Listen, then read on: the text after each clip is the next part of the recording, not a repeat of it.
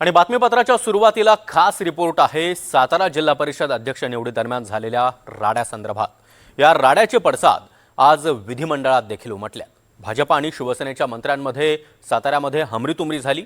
पोलिसांसोबत झालेल्या झटापटीमध्ये मंत्री शंभूराज देसाई हे जखमीही झाले। या सगळ्या राड्याचं चित्र आज विधिमंडळात देखील उमटलं। भाजप आणि शिवसेनेचे मंत्री आणि आमदार या राड्यामुळे आमने-सामने आले।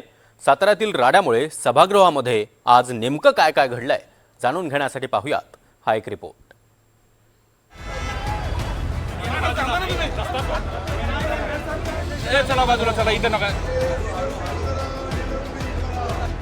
सातारा जिल्हा परिषद राड्याचे विधिमंडळात पडसाद। माझं सभापती महोदया माझं सांगणं आहे, साताऱ्यावरून सत्ताधारी भाजप आणि शिवसेनेत जुंपली। मंत्री बघितले नाहीत, पदाधिकारी बघितले नाही। एकनाथ शिंदेंचा संताप तर फडणवीसांचं कारवाईचं आश्वासन। सातारा जिल्हा परिषद अध्यक्ष निवडीच्या वेळी मोठा राडा झाला। मंत्री शंभूराज देसाई, मकरंद पाटील, जयकुमार गोरे आणि शिवेंद्रराजे भोसले यांच्यात हमरीतुमरी झाली। पोलिसांसोबतच्या झटापटीत मंत्री शंभूराज देसाईंच्या बोटाला इजा झाली आणि रक्त वाहू लागलं। साताऱ्यातल्या या सगळ्या राड्याचे जोरदार पडसाद आज विधिमंडळात उमटले। मंत्री शंभूराज देसाई यांनी विधान परिषदेत हा मुद्दा उपस्थित केला।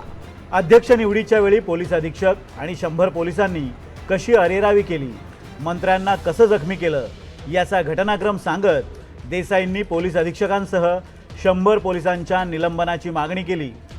उपसभापती नीलम गोऱ्हे यांनीही साताऱ्याचे पोलीस अधीक्षक तुषार दोशींसह संबंधितांच्या निलंबनाचे आदेश जारी केले। तर दुसरीकडे मंत्री जयकुमार गोरे यांनी दोषींच्या निलंबनाच्या आदेशाला सभागृहात जोरदार विरोध केला। तुम्ही 100 पोलीस होताना 10 कार्यकर्ते आमचे शिवसेनेचे आणि राष्ट्रवादीचे वर येऊ द्यायला पाहिजे होते। मग कसं तुम्ही घेऊन जाता ते बघितलं असतं आम्ही। ते बरोबर नाही सभापती महोदया, न्याय द्या आम्हाला न्याय। आम्ही कोणाकडे न्याय मागायचा? इथं आपल्याकडे मागणार आणि खाली मान्य अध्यक्षांकडे मागणार। त्यामुळे माझी विनंती आहे, तो एसपी जो वागलाय ना सभापती महोदया, पूर्ण एखाद्या घरगाड्यासारखा वागलाय। त्यामुळे आपण माझी विनंती आहे, त्याला तात्काळ निलंबित करा। या ठिकाणी असणारी पदावरची व्यक्ती म्हणजे मी उपसभापती आहे, तर मी आज आत्ताच्या आत्ता साताऱ्याचे पोलीस अधीक्षक आणि संबंधित ज्यांनी मतदारांना देवकर आणि तुम्ही जे म्हणतात हे पहा, या सभागृहामध्ये आमदार सांगतात ते खरं मानलं जातं, तर मंत्री सांगतायत म्हटल्यावर ते खरंच मानलं पाहिजे। हा आत्तापर्यंतचा प्रघात आहे एक।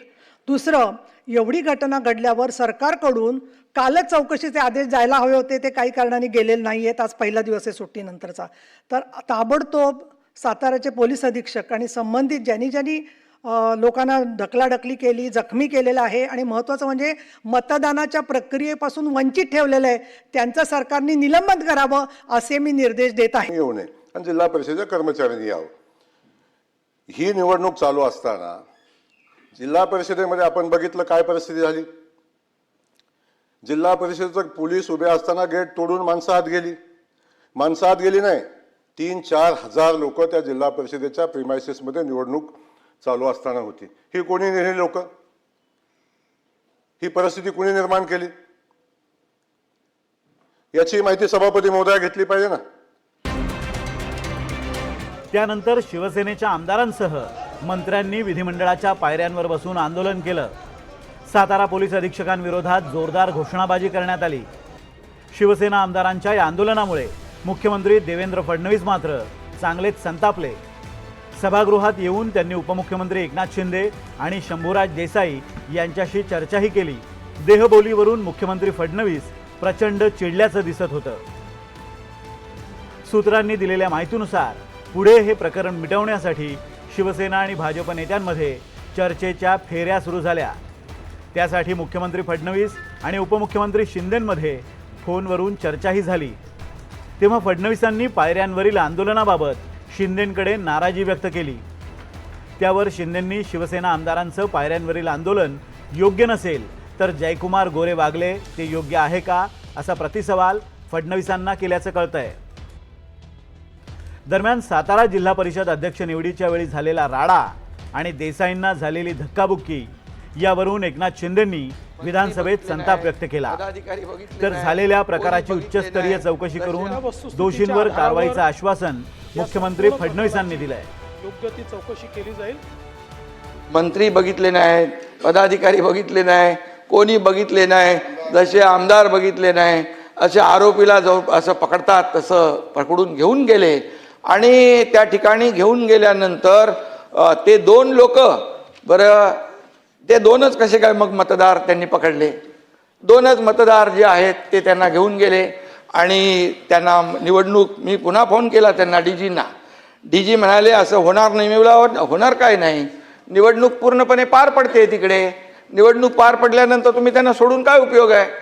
आणि मग निवडणूक पार पडली आणि त्यानंतर या सगळ्या, परंतु जी परिस्थिती निर्माण झाली महाराष्ट्रामध्ये, महाराष्ट्राच्या इतिहासामध्ये अशा प्रकारची परिस्थिती पहिल्यांदा आपण पाहिलेली आहे.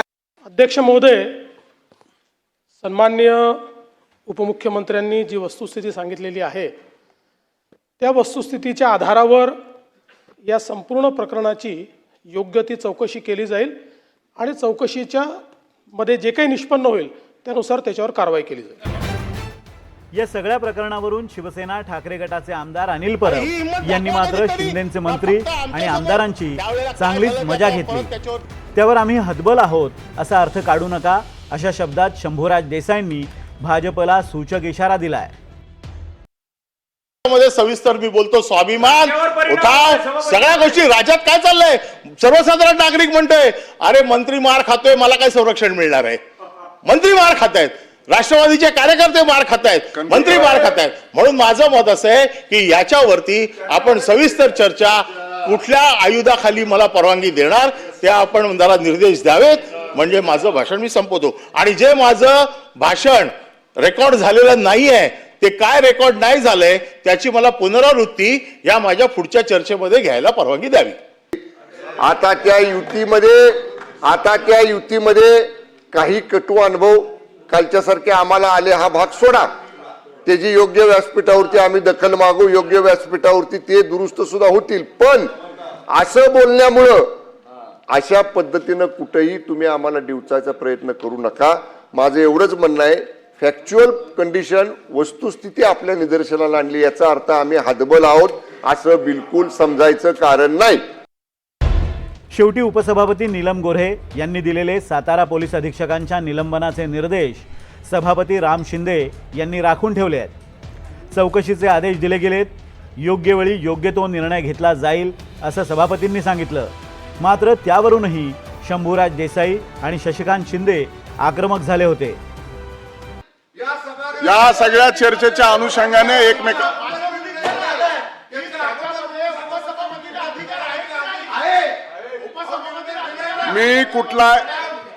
मी या संदर्भामध्ये आपण विनाकारण अनावश्यक संशय कल्लोळ उभा करण्याचं कुठलंही काही कारण नाही. आणि त्यामुळं आपण निर्देश दिले, रुलिंग दिली, जी सभागृहात चर्चा झाली तो निर्णय मी राखून ठेवलेला आहे आणि त्याच्यावरती मी ठाम आहे. त्याच्यामुळे निर्णय राखून ठेवलेला आहे, निर्णय योग्य वेळी दिला जाईल. दरम्यान सातारा जिल्हा परिषदेवर 1962 पासून 1999 पर्यंत काँग्रेसची सत्ता राहिली आहे. पुढे 1999 पासून 2022 पर्यंत सातारा जिल्हा परिषदेवर राष्ट्रवादी काँग्रेसचा झेंडा फडकलाय. आता भाजपनं पहिल्यांदाच आपला अध्यक्ष बसवलाय. पण अध्यक्ष निवडीच्या वेळी झालेला अभूतपूर्व राडा आणि त्याचे विधिमंडळात उमटलेले तीव्र पडसाद याचे दाखले कित्येक निवडणुकांमध्ये दिले जातील हे नक्की. Bureau report, NDTV Marathi.